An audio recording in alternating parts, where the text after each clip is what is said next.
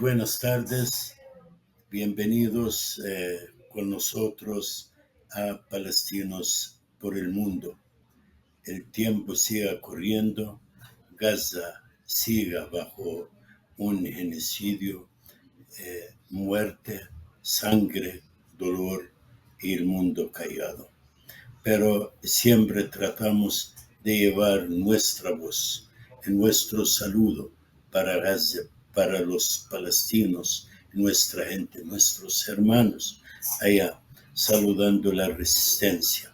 Sin la resistencia, el que dio un ejemplo para el mundo entero, que ningún ejército pudo aguantar, el que aguantó estos héroes palestinos. Así saludo para el orgullo de Palestina y el mundo árabe. Hoy vamos a hablar con un amigo, un compañero mexicano que me agrada, que conocí hace unos 6 meses personalmente y vi su trabajo. Francamente, soy muy orgulloso de cualquier activista en el mundo, hasta mejor que nosotros, porque hay veces que los palestinos, los árabes, los musulmanes callan, mientras estos activistas, estos hermanos, siempre con la voz alta por Palestina. Hoy estamos con Eduardo Daniel Rivas. Es un sociólogo y moralista, miembro de la Red Académica de Solidaridad con Palestina y México, comisionado de Formación y Cultura para la Alianza de Latinoamérica por Palestina contra el apartheid en la Ciudad de México. Bienvenido, Eduardo. Ahla usala. Assalamu alaikum. Salam aleikum, hermano Simán. Un honor y muy contento de estar aquí en este programa tan importante. Gracias por tus palabras y mando un saludo fraternal a todo tu público, a todos los compañeros que están escuchando este importante programa y de nuevo muy agradecido porque nos tomes en cuenta aquí a los compañeros de México. Te extiendo un abrazo, Simán. Muchas gracias, Eduardo. Mira, ya saliendo de las formalidades, quiero que me cuenta un poco más sobre sus propias actividades, pero también yo quisiera que hablamos un poco del viaje que hicimos juntos con Gustavo, con la actual ministra de Cultura en Colombia, con la doctora Laura, para formar algo que está dando fruto como la coalición global contra el apartheid. Claro, sí, compañero, cómo no. Pues miren, les comento de manera muy general que en la Ciudad de México tenemos un proyecto desde hace por lo menos 5 años, casi 6 años que iniciamos este proyecto dentro de las universidades y todo inició con un comité universitario, CUSPA, el Comité Universitario de Solidaridad con el Pueblo Palestino. Este comité se formó en septiembre de 2019. Empezamos a tener actividades dentro y fuera de la academia. Lamentablemente se viene la pandemia en esos años y nos encontramos pues con nuestro ámbito de trabajo, que era la universidad, pues cerrado durante más de 2 años. Entonces, pues eso no nos impidió como universitarios seguir extendiéndonos y haciendo trabajo fuera de la universidad, trabajo con organizaciones de base, organizaciones populares y sobre todo muchas actividades culturales, actividades políticas también, pero culturales e incluso deportivas. Yo en lo personal también soy muralista, tengo un proyecto de mural desde hace por lo menos 13 años, con el que he realizado infinidad de trabajos, incluso en otros estados de la República, y siempre apoyando a Palestina y a otras causas. Entonces, siempre con esta visión muy, muy particular de utilizar la cultura como una herramienta de lucha, y sobre todo teniendo en cuenta la riquísima historia cultural de Palestina, su historia gastronómica, en fin, todo eso lo hemos utilizado y le hemos sabido pues dar visibilidad en todos estos años que hemos venido trabajando.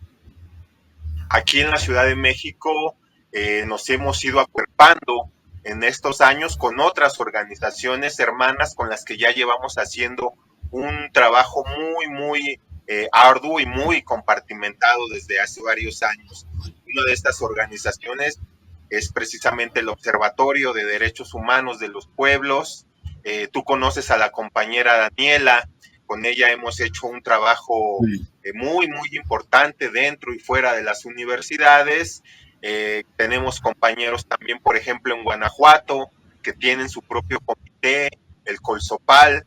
Con ellos nos organizamos a la distancia para hacer charlas, cine debate. Hemos ido nosotros a Guanajuato, en donde hace casi 4 años inauguramos la primer plaza física de solidaridad con Palestina, que está al lado del santuario de Guadalupe, allí muy cerca del centro de la ciudad de León, en Guanajuato.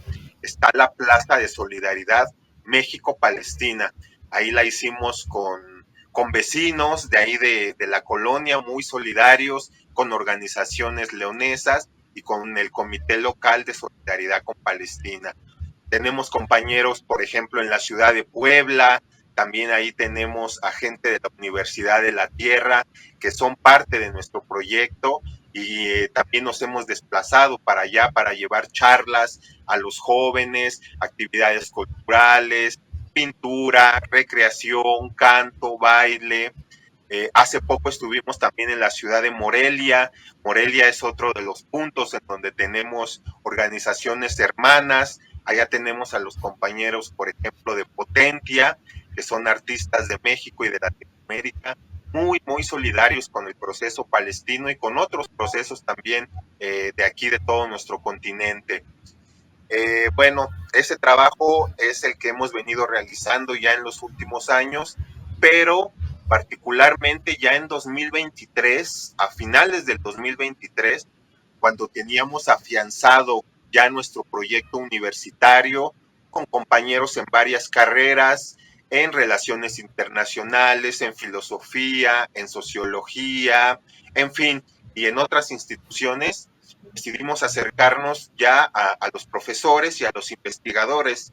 Entonces, a finales de 2023, eh, iniciamos un proyecto que va de la mano con el universitario y que se llama RASPA.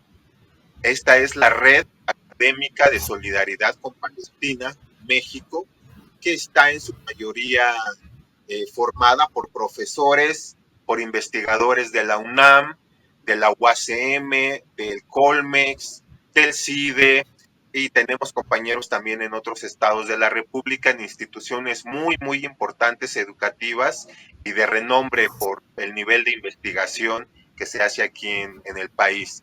Entonces, pues nos hemos compartimentado, por un lado estudiantes, por el otro profesores e investigadores, y le hemos dado salida a este proyecto conjunto que ya lleva pues casi 2 años trabajando de esta manera. Y repito, pues hemos tenido infinidad de actividades muy, muy importantes dentro y fuera de las universidades. La verdad, Entonces, yo lo sigo mucho, Eduardo, sigo a usted. Hace poco tuviste con Telesur una muy buena entrevista también. Sigo a la compañera Daniela, francamente agradecidos con México, con su gente, con la UNAM, con los estudiantes, porque si no, el mundo este está silenciado y nadie me escucha. Y también sabemos muy bien veces que hay presiones sobre los gobiernos, pero aún hoy México tiene una dama, una presidenta que sí da orgullo, francamente, y su posición firme, fuerte contra esta presión y dominio norteamericano. Pero sabemos muy bien por el acercamiento que hay presiones, pero el pueblo culto es muy importante. México es muy culta y por eso sentimos y hay mucho apoyo de la población originaria, la población mexicana en general.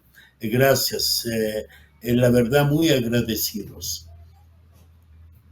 Así es, compañero. México ha atravesado por procesos políticos, sociales muy, muy importantes y muy fuertes a lo largo de su historia. Es un país con muchas luchas, muy desigual y también que está sometido a una violencia muy, muy grave que ha afectado a gran parte de su sociedad.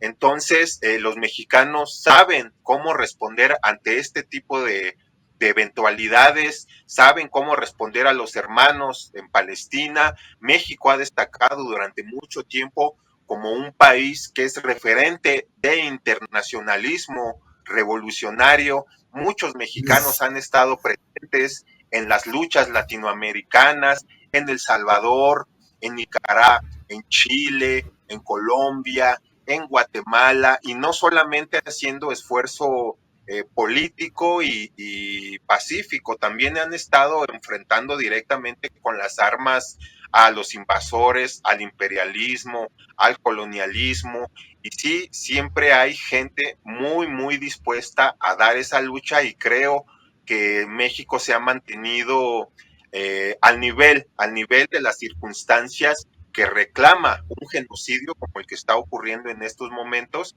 y esperemos que sigamos así, compañero Simán. Gracias, gracias. Bueno, la verdad tiene una larga historia México y también recordamos en los setentas la posición de México fue muy, muy agradable, muy nacionalista en apoyo a la OLP. Jugó muy buen papel para América Latina en aquel entonces. Pero sí, Eduardo, quisiera que me cuenta por qué la coalición global, poca gente sabe de ella. Cuéntanos un poco de este viaje. Un mexicano, un guatemalteco, dos colombianas y yo lo acompañé con orgullo como salvadoreño. Claro, fue poca la presencia latinoamericana, pero creo que muy efectiva, muy valiosa y estamos en proceso de hacerla valer, de hacer valer esa asistencia. Como lo dices, compañero, fue un viaje muy importante para nuestra formación, en lo particular desde el ámbito muy, muy personal. Fue un viaje que me nutre mucho en aspectos políticos, en aspectos ideológicos, en aspectos históricos. El hecho de estar en esa ciudad tan importante que ha sido sede de imperios como el Imperio Bizantino, Constantinopla. Entonces estamos en un lugar con bastante historia y con bastante peso político y bastante incidencia en la región. Más allá de eso, creo que fue un encuentro muy, muy importante teniendo en cuenta el nivel de preparación de la gente que estaba ahí, su nivel sobre todo de compromiso, conocer a estas personas con ese alto nivel de compromiso, con incluso ya trabajo realizado en el terreno, en Gaza, en el ámbito de los derechos humanos, en el ámbito de la salud, en el ámbito jurídico. Entonces, creo que nos deja muy, muy satisfechos el ver cómo desde diferentes geografías se reúnen todas estas personas para sacar un proyecto en común que es muy, muy necesario en estos días. Yo, por lo que pude apreciar en términos organizativos, fue una organización excelente. Se nota el nivel de compromiso y de formalidad de parte de la gente que organizó esta coalición, y sobre todo me parece una coalición con mucho futuro. ¿Por qué? Porque, como ya lo mencionaba, la variedad de la gente, de conocimientos que la están componiendo en estos momentos, que tiene que ver con la lucha de las mujeres, con la lucha de las infancias, con el derecho internacional, con la cultura, repito, con el ámbito jurídico. Creo que la alimenta muy bien, es un elemento muy variado, y creo que tiene muchas posibilidades a futuro para tener incidencia a nivel internacional. Y sobre todo, pues sí, no podía faltar esta presencia de los compañeros latinoamericanos. Colombia es un país que ha destacado en esta coyuntura. No solamente su gobierno, también el pueblo se ha mantenido a la expectativa de lo que está sucediendo y han realizado un muy buen papel en términos de solidaridad. Entonces, creo que Colombia estuvo muy bien representada con las dos compañeras que tuvimos oportunidad de conocer ahí en Estambul. Y pues sobre todo también Guatemala, el compañero Gustavo de Guatemala, que lleva una larga trayectoria no solo de apoyo a Palestina, también con las luchas locales de un país en apariencia muy pequeño, pero que en términos políticos da mucho de qué hablar, y la inestabilidad que a veces ocurre ahí dentro, pues es un ambiente fuerte. El compañero Gustavo viene de todas esas luchas de hace bastante tiempo, y también fue muy gratificante poder conocerlo personalmente y estar componiendo esta sección latinoamericana de lo que es la coalición global contra la ocupación. Entonces, compañero, en términos muy generales, le deseamos lo mejor a esta coalición. Justo ahora está en un proceso en el que estamos tratando nuevamente de cuestionarnos, por lo menos al nivel Latinoamérica. Estamos por proponer algunas actividades en conjunto, lo que sería Guatemala, El Salvador, Colombia, México, quizás Brasil, que también es parte de la coalición, y por lo menos podernos ver en un programa en vivo para poder escuchar también a estos compañeros, que es muy importante. Pero sí, compañero Yo, Simán, fue todo un gusto estar por allá contigo, y sobre todo, pues me da gracias, mucho ánimo lo que viene. que me alegro.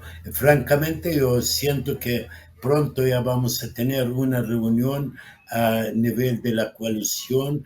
Recuerda, fueron casi 32 países o más que participaron. Gente que mira el mundo que chiquito. Conocimos a Diego, por ejemplo, allá, y Diego fue uno de los héroes del barco de la libertad para Gaza, y fue parte de nuestra coalición. También yo en el Cairo, en Egipto, encontré a varios que estaban allá con nosotros. Así sí está funcionando, y primero Dios que crezca y que haga el que debe de hacer, abrir la mente de la gente, abrir los corazones, porque hay muchos corazones por sus intereses personales, económicos, son muy duras, pero gracias a Dios, repito, con los pueblos del mundo están con todas las causas justas, y en la actualidad el que está en el frente es la causa palestina, el genocidio de Gaza, la muerte diaria de niños y poblaciones civiles en Gaza. Bueno, pero hablando de Gaza, quisiera saber, como compañero en luchas, eh, qué representa para usted Y para usted, seguro que tiene idea del pensamiento colectivo allá en México. ¿Qué representa para ustedes el 7 de octubre y en la lucha del pueblo palestino y qué efecto tuvo a nivel de las luchas mundiales? Más que todo, pueblos originarios que están bajo presiones, bajo matanzas, bajo migraciones obligatorias. Así, ¿qué representa este día? Creo que ha representado muchas cosas. Eh, en realidad, en términos muy generales, hizo despertar a toda la comunidad, a toda la humanidad. ¿Por qué? Porque en términos muy locales, aquí en México, a pesar de que ya existía un movimiento de solidaridad con Palestina, aunque mínimo, en realidad lo que hizo fue alertar al mundo que Palestina existe, lo que está sucediendo y lo que ha venido sucediendo en casi 80 años. Tristemente, había mucha ignorancia respecto a lo que está sucediendo en Palestina.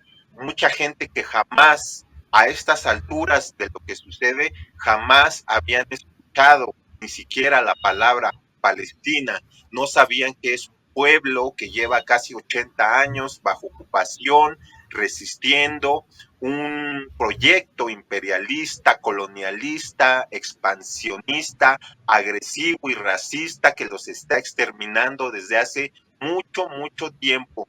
Entonces lo que sucedió fue que le quitaron la venda al mundo, les acaban de abrir los ojos y los palestinos con toda legitimidad dijeron, miren, estamos aquí, somos parte de esta misma humanidad, estamos resistiendo, tenemos valores universales que compartimos como humanidad, como pueblos, nos están enseñando que no son distintos a ninguno de nosotros, nos están enseñando que ha sido mentira todo lo que ha escupido los medios de comunicación durante las últimas 80 décadas, haciéndonos creer que es gente irracional, que somos pueblos distintos, que a ellos les gusta vivir bajo la guerra, que no tienen principios más que los de asesinar, y esto es totalmente una falacia y una mentira que ha venido cayendo.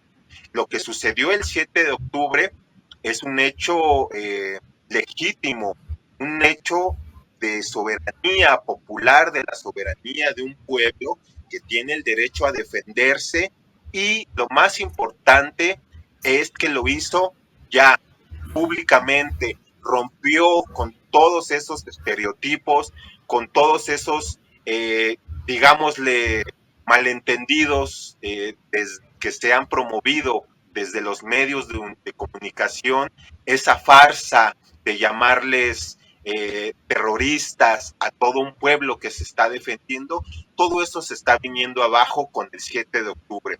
Lo que hicieron simple y sencillamente fue humanizar su lucha, decirle al mundo, estamos aquí, tenemos el derecho para hacer lo que estamos haciendo, que es resistir bajo cualquier de cualquier forma. Hay resistencia pacífica, hay resistencia colectiva, resistencia cultural, resistencia civil, pero el derecho internacional también reconoce una forma de resistencia contra los pueblos que viven en ocupación, que es la resistencia armada y legítima.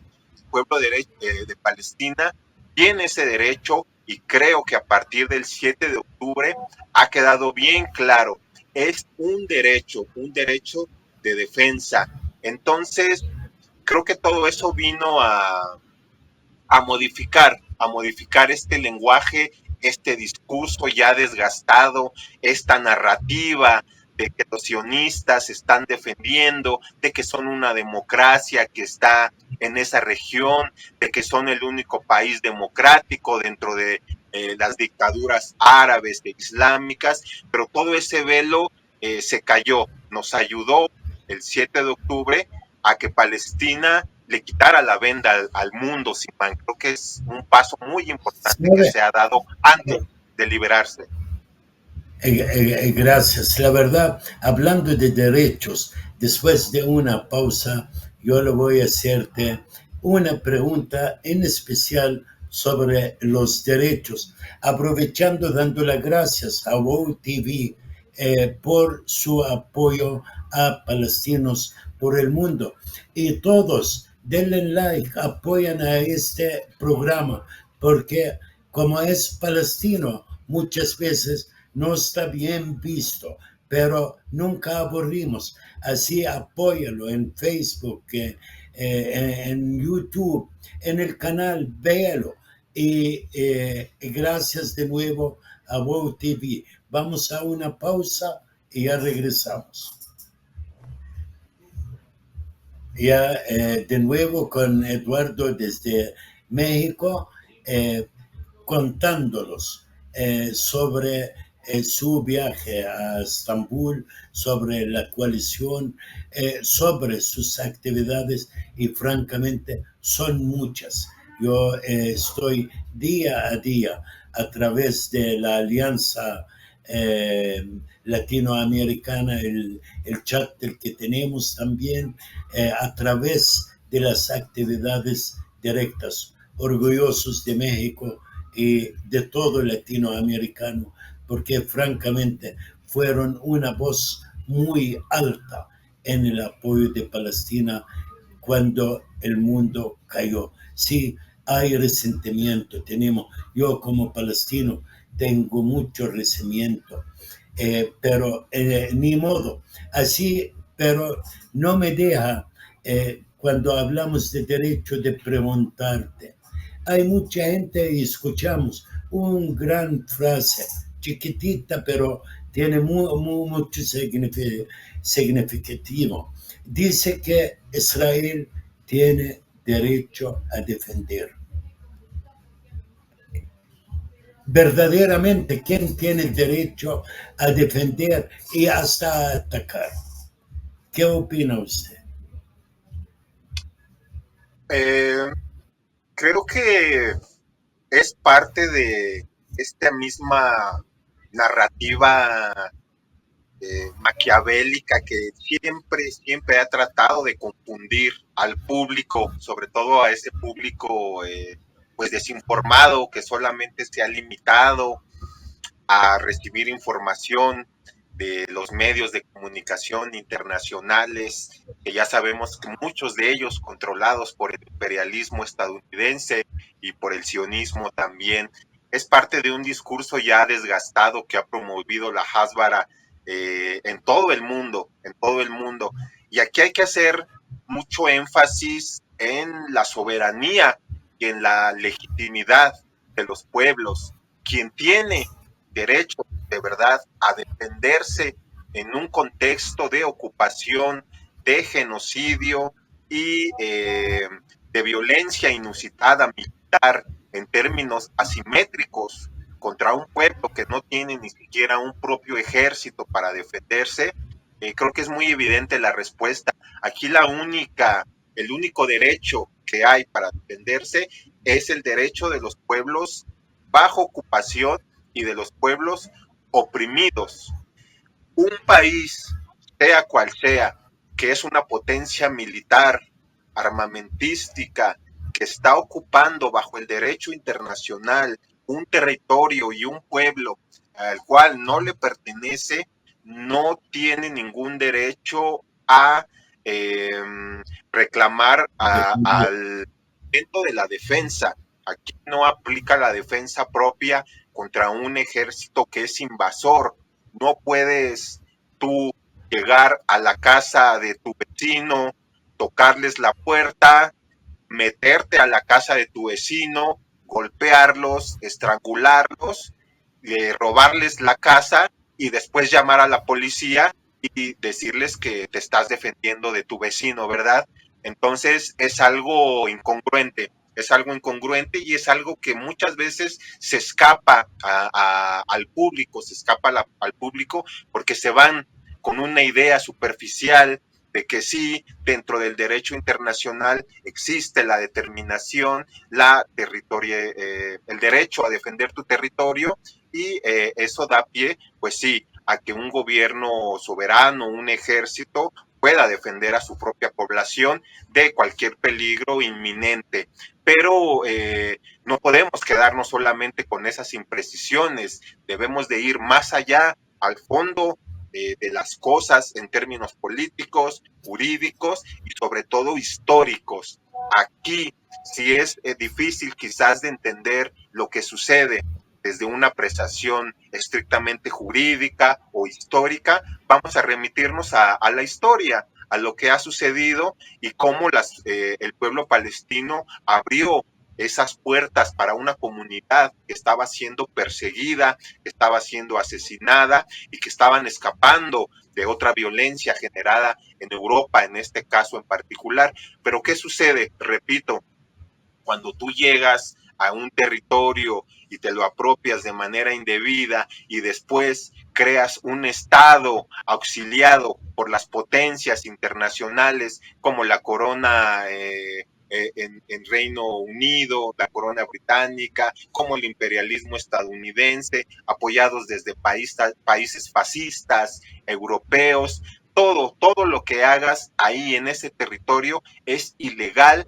e ilegítimo. Entonces, en un término pues bastante concreto, podríamos decir simple y sencillamente que Israel no puede acceder a ese argumento de la legítima defensa siempre y cuando es un estado de ocupación con un ejército invasor que en términos bélicos es totalmente superior contra a la población a la que está sometiendo. Entonces es ridículo y repito, los únicos que en este contexto tienen el derecho, todo el derecho legítimo que les da el derecho internacional y sobre todo que les da la historia de ser un pueblo que ha vivido ahí durante generaciones, pues son los palestinos y el mundo que también está en su derecho, no solo los palestinos, están en derecho y en obligación, muy importante, obligación a defender al pueblo palestino contra las injusticias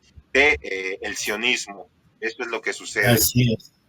Así, mucha gente no sabe que Israel como ocupante tiene la obligación de cuidar al pueblo ocupado. Ellos tienen Claro, una obligación según las leyes internacionales, pero sí, francamente, como dice usted, tenemos que regresar de muchas cosas históricas, de derecho humano, de derecho legítimo de los palestinos sobre Palestina desde el río hasta el mar. Mire, yo soy semita, ellos no, ellos son hazarios, el 98% por ciento de ellos son extranjeros, una mezcla gringa, romana, no sé qué, no para desagradar a ellos como razas, no, pero para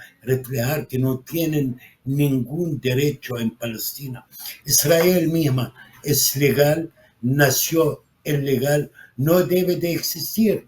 No soy antisemético, lo repito, somos el origen, pero crearon a un Estado como un cáncer en un Medio Oriente que hasta lo rechaza el color de piel, de ojos que tienen. Son extraños y quitan el derecho a uno.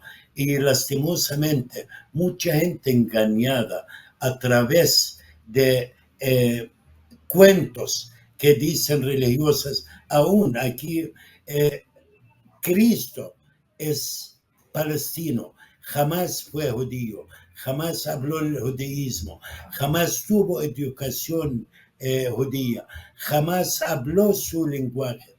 Pero el engaño grande para muchos evangélicos hermanos, lastimosamente, que es el cuento de la tierra prometida. La tierra prometida está prometida para toda la humanidad, para todo el mundo.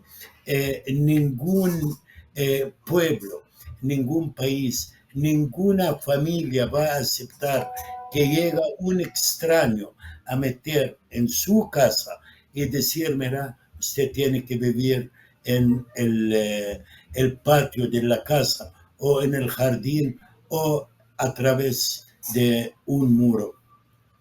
Pero el mundo está abriendo los ojos, es lo importante. Seguimos hablando. Palestina necesita el apoyo popular, la opinión pública, porque el mundo comprobó con sus culturas falsas, democracia falsa, eh, eh, UNESCO, que no tienen dientes y están construidas sobre bases de imperialismo, colonialismo, que no tienen nada que ver con el derecho humano, el derecho de los pueblos originarios para sobrevivir. Bueno, hablando contigo francamente como internacionalista, me gustaría saber cuál es el papel el que puede hacer los internacionalistas, los activistas a nivel de Latinoamérica más que todo, aún francamente y siento, y todo el mundo reconoce el gran papel de la gente, gobiernos, pueblos, no todos, por supuesto. Milei está a través de sus largas pelitos estos, un hombre, bueno, no me conviene hablar mal de nadie, pero sí el pueblo latinoamericano me convence. Así, pero ¿qué más puede ser los internacionalistas y activistas aquí en América Latina? Sí, como lo mencionas, Simán, el internacionalismo en nuestro continente es muy fuerte y muy arraigado. Eh, como lo mencioné hace un rato, los mismos procesos sociales, políticos, culturales que han tenido lugar dentro de nuestros países, las dictaduras, los golpes de Estado, las invasiones norteamericanas, la injerencia del capitalismo, sobre todo muy fuerte en países como Centroamérica, países pequeñitos que fueron consumidos en su momento por conflictos armados, teniendo en cuenta toda esta tradición revolucionaria, yo diría prácticamente desde los años 60 que se inician todo un proceso revolucionario en todo nuestro continente, sin excepción, con grupos universitarios, grupos obreros, grupos de profesionistas, sobre todo grupos de gente muy idealista y muy preparada también, que se fueron directamente a las montañas a combatir. Creo que toda esta experiencia ha calado bastante en todas las organizaciones y los procesos políticos que han tenido lugar en décadas últimas. Entonces creo que toda esa experiencia al final se refleja dentro de nuestras organizaciones y al mismo tiempo se refleja también en nuestra forma de trabajo, en nuestra forma de vincularnos con otras luchas que, aunque en apariencia lejanas, hay muchos aspectos muy similares que nos unen. Creo que este es en esencia un aspecto que nos caracteriza como latinoamericanos, ¿no? Ese sentimiento de hermanamiento que tenemos con las luchas más allá de la distancia. Eh, Creo que a pesar de las diferencias que puede haber dentro de nuestro continente, de Latinoamérica, no han hecho mella aspectos como aspectos étnicos o de raza dentro de nuestras luchas. Eso queda totalmente por fuera y eso nos ha ayudado bastante a que elementos como la religión, como lo étnico, quedan fuera de las luchas latinoamericanas y por el contrario, nos hemos hermanado sin importar religión, sin importar etnia, sin importar ideología y creo que algo muy importante es que como internacionalistas, nos hemos puesto más en un enfoque humano, universalista, que, que está por encima de la política y de las ideologías. Como internacionalistas abogamos más bien por sentimientos humanos, universales, como es querer vivir, querer ver a tus hijos crecer. Lo mismo lo quieren ver las madres de Palestina que las madres de México o de Colombia o de Guatemala. Y para eso no hay ideología, ni hay etnia, ni hay raza. Queremos que nuestros hijos vivan, que crezcan felices, que no crezcan bajo la ocupación, que crezcan en un sistema más justo, más equitativo, menos dañino con la naturaleza. Entonces creo que esa visión muy particular es parte del internacionalismo latinoamericano, que deja un poco, sí es importante, pero dejan de lado las ideologías como el anarquismo, el marxismo, el socialismo, el islamismo, y se enfocan en cosas más humanas que es la vida, la defensa de la naturaleza, la defensa de cualquier aspecto eh, humano que nos enriquezca y que precisamente nos dé ese perfil como seres humanos que no dejamos de serlo a pesar de vivir en distintos lugares y a pesar de tener distintas creencias. Creo que eso es un aspecto que podríamos recalcar de ese internacionalismo latinoamericano que, repito, siempre ha sido muy candente, muy vivaracho, muy cancionero, muy bailador, muy luchador. Entonces tenemos un aspecto un tanto distinto a otro tipo de internacionalismos como el europeo, como el árabe, ¿no? Y creo que ese humanismo nos ha hecho pues aguantar. ¿Por qué? Porque somos parte de este mismo sistema y creo que hemos tenido experiencias similares, compañeros, en Europa, en Asia, en Medio Oriente, ¿no? Siempre bajo la tutela o bajo la bota imperialista o bajo la bota del capitalismo. Entonces, creo que simple y sencillamente hay que ponerse en los zapatos de los otros, compañero. Así es. Francamente, ¿y quién puede hablar más que nosotros? Aquí somos una comunidad grande que sentimos de corazón que somos salvadoreños integrados, hablando de una América latina que tiene casi 1 millón de palestinos, como 20 millones de árabes de diferentes países y razas, religiones no árabes son, pero al fin y al cabo yo soy uno de los agradecidos con América Latina, con Centroamérica, en especial con El Salvador, quien me dio a mí una identidad cuando no lo puedo recuperarla donde yo nací. Yo voy para Palestina como un extraño, un turista y terrorista también, porque me, mi última viaje me recuerdo que en el puente allá para la entrar me tiraron un perro encima para revisarme. 3 veces me abrieron mis valijas. Es triste. Así, gracias al Salvador, por ejemplo, en mi caso, que me dio una identidad. Pero, ¿sabe?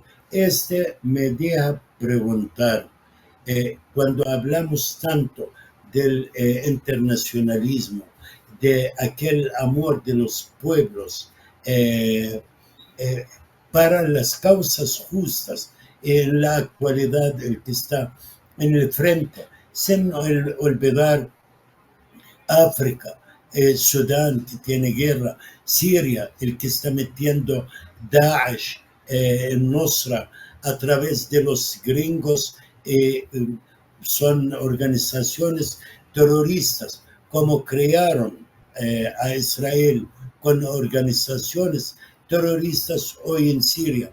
Pero hablando, está el más sufrido en la actualidad es Gaza. Pero si el mundo está con ella, ¿por qué crea que el mundo árabe, el mundo islámico, los mismos palestinos, el gobierno de Mahmoud Abbas? Porque yo tal vez tengo una idea, pero usted como mexicano, ¿por qué crea que están callados y si están bajo las botas del imperialismo y de la ocupación israelí? Sí, es triste y es una apreciación difícil quizás desde la distancia, pero creo que mucho de este posicionamiento contrario a los derechos del pueblo palestino y precisamente de sus vecinos, de quienes quizás esperaría algo más, creo que mucho tiene que ver simple y sencillamente con el sistema capitalista e injusto y de recompensas que es en el que vivimos.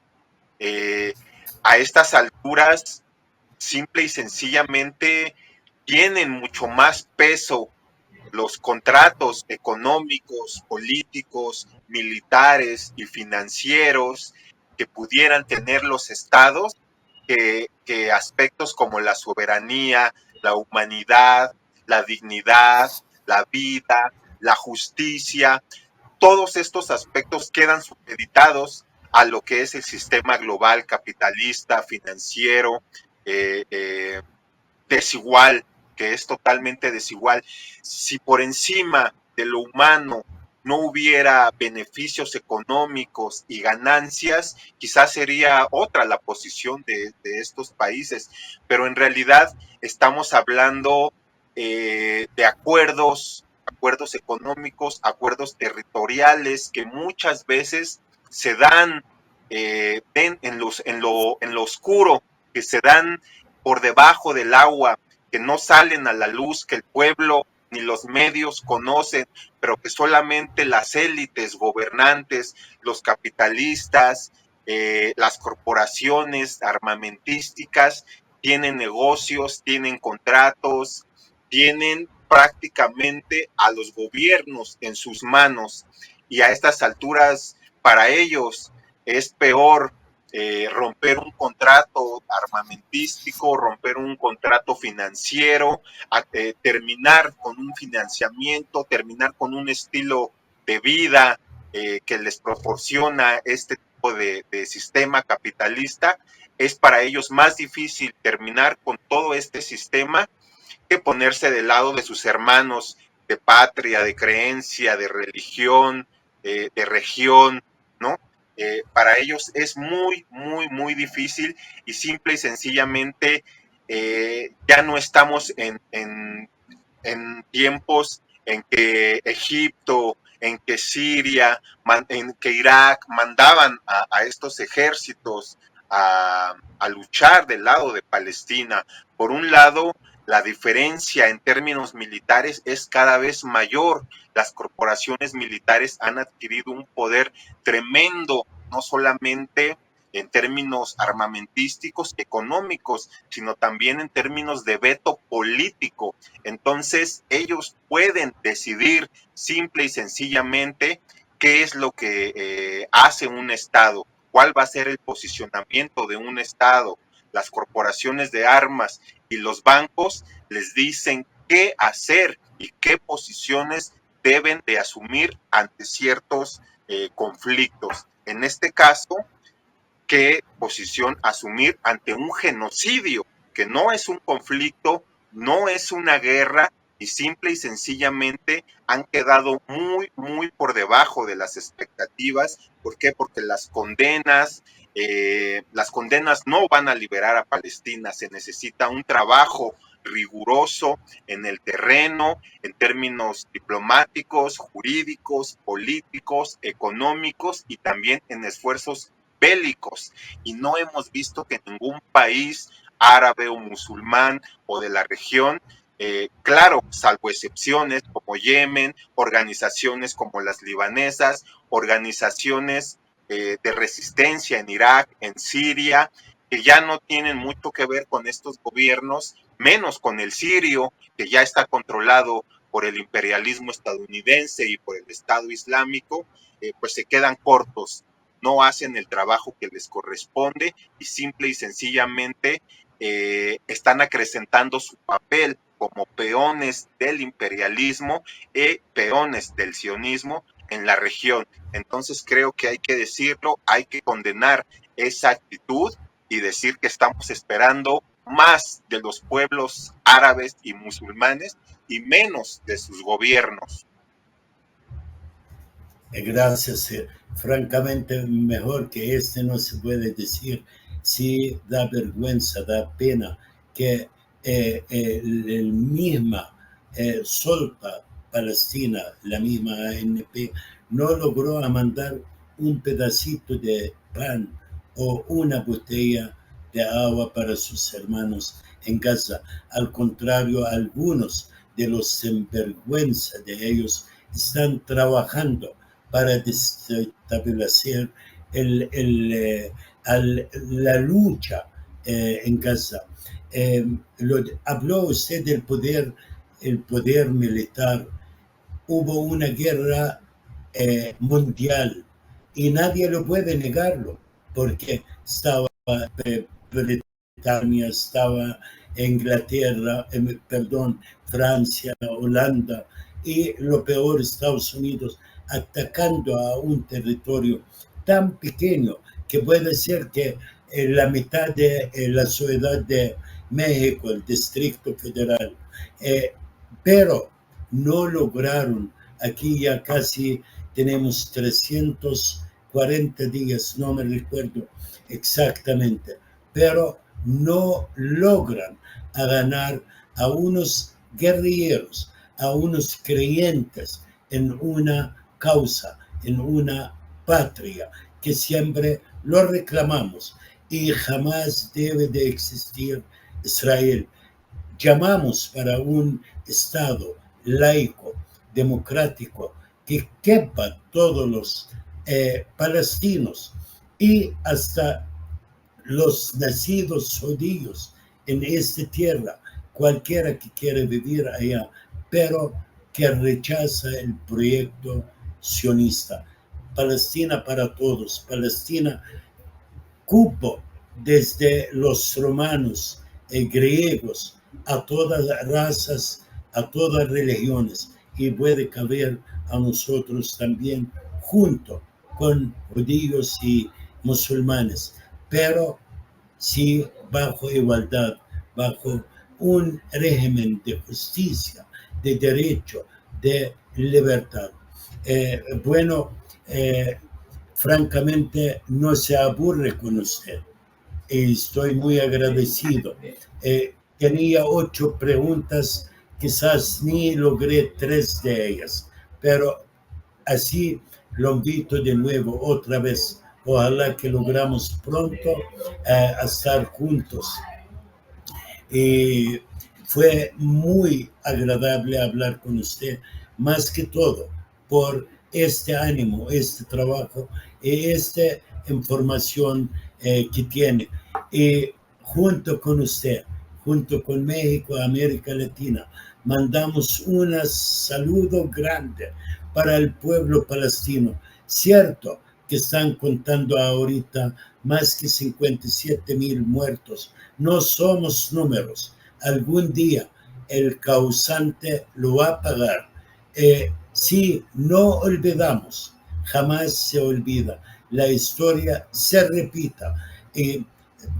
Yo no quiero entrarme en otro tema ahorita. Sí debe de parar este genocidio. Llamamos a los pueblos del mundo que sigan hablando, apoyando a Palestina para que pare esta guerra, este genocidio. Y gracias de nuevo, Eduardo, y primero Dios, encontrámonos pronto en otra plática, otra reunión de amigos, hermanos y activistas.